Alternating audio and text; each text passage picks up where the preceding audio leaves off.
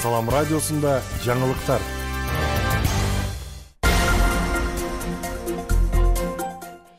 Саламатсыздарбы? Салам радиосунун угармандары, ошондой эле биздин YouTube каналыбыздын көрөрмандары. Адаттагыдай эле биз жаңылыктар программасыны баштадык. Бүгүнкү эфирде мен Аскар Баймуратов алып барам. Алгач кыскача анонс. Эт, май, селитре ташыган ат кесчилер кармалды. Дыйкандарга насыя алган үрөндүн сапаты боюнча адистер маалымат берди.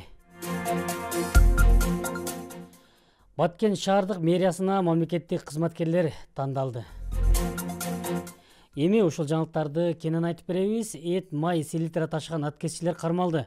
16 июнда Баткенде жалпы салмагы 23,5 тонна минералдык жер семирткич жана 9000 литр күн карма майы аткесчилик жолу менен алып бараткан 2 унаа кармалган. Бул тууралуу улуттук коопсуздук боюнча мамлекеттик комитетинен билдиришти. Документтерди текшерүү учурунда жүктөрдү коштоочу документтерде минералдык жер семирткичтер гана көрсөтүлүп, өсүмдүк майы селитра салынган мүшөктөрдүн астына катылгандыгы аныкталды. Мындан сырткары Mercedes-Benz Sprinter үлгүсүндөгү унаа Разаков шаарынан Лейлектин ара жаткан. Тажикстанга өткөрүү үчүн 3,5 тонна эт фаршын жүктөп бара жаткан унаа Самаркандек Маргун айланма жолунан кармалган. Учурда бул факты боюнча тиешелүү чараларды көрүү үчүн тактоо иш чаралары жүргүзүлүүдө.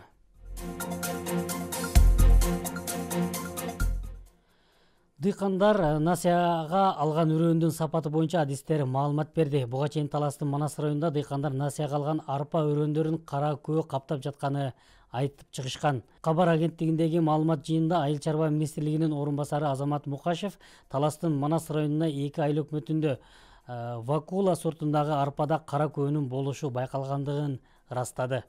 277 тонна көлөмдөгү өрөн Россиядан келишим менен алынган. Өрөн 13 районго бөлүштүрүлгөн.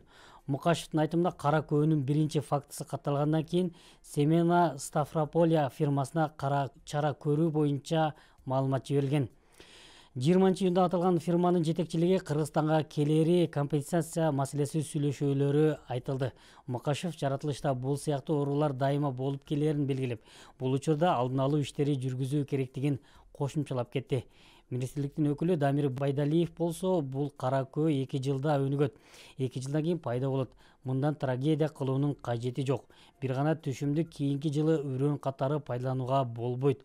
Бирок дыйкандар чарбалык багытта пайдалана берет. Эч кандай чыгым болбойт деп билдирди.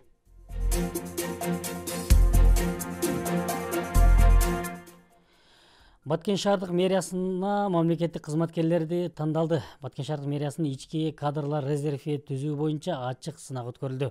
Баткен шаардык мэриясынын ички кадрлар резервин түзүү боюнча жарыяланган сынакка катышууга жалпысынан 15 жаран арыз берип, сынакка 14 талапкер катышты.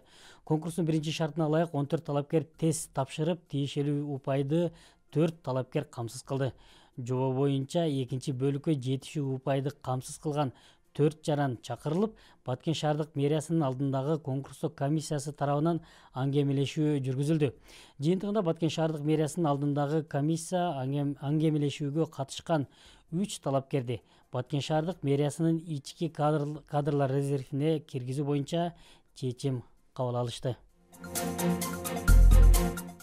Ушуну менен жаңылыктар программасы соңуна чыкты. Кайрадан эфир аркылуу жолукканга чейин сак саламатта калыңыздар.